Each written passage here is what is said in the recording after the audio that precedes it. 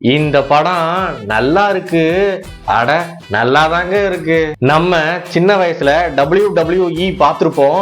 அதுல கலக்குன ஒருத்தவர் இந்த படத்துல ஹீரோவா நடிச்சிருக்காருங்க. 2026ல ரிலீஸ் ஆன தி ரெக்கிங் க்ரூ. இந்த படத்தோட ஸ்டோரி என்னன்னா, இந்த படத்தோட ஹீரோ ரெண்டு பேரு. ஒருத்தவர் ஜேசன் மோமோவா, இன்னொருத்தவர் டேவ் பட்டிஸ்டா. இவங்க ரெண்டு பேரும் அண்ணன் தம்பிங்க.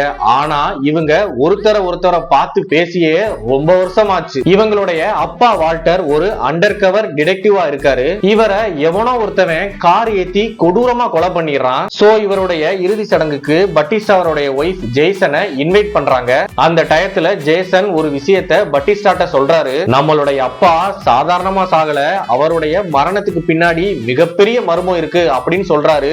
சோ இதுக்கப்புறம் என்ன ஆச்சு, இவங்க தன்னுடைய அப்பாவுடைய சாவுக்கு காரணமானவங்களை கண்டுபிடிச்சு பழி வாங்கினாங்களா இல்லையா, அதுக்கு பின்னாடி உள்ள மர்மங்கள் என்ன அப்படிங்கறத சொல்றதா இந்த படத்தோட மீதி கதை. இந்த மாதிரி பழி வாங்குற படத்தை எல்லாம் நம்ம தமிழ் சினிமாவில இருந்து உலக சினிமா வரைக்கும் 1000 தடவை நம்ம பார்த்திருப்போம். சரி, இந்த படத்துல வேற ஏதாவது புதுவிதமா இருக்கா அப்படின்னு பார்த்தா, ஜேசன் மோமோவா பட்டிஸ்டா இவங்களுடைய ஃபைட் சீன் தான் சும்மா தரமா இருந்துச்சு. இந்த படத்தோட ஸ்டார்டிங்ல நம்ம ஜேசன் வெறும் துண்டை கட்டிக்கிட்டு 3 பேரை பொளந்து கட்டுவாரு. அதுலயும் நம்ம கேரட் சீவுவோம்ல, அதை எடுத்து ஒரு மனுஷனுடைய தோலை அவரு சீவி அப்படியே எடுப்பாருங்க.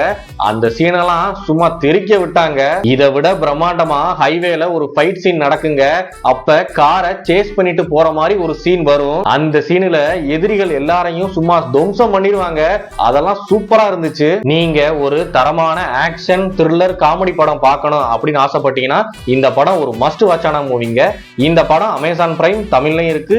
இந்த மாதிரி மூவி அப்டேட்ஸுக்கு நம்மளுடைய சேனலை ஃபாலோ பண்ணிருங்க.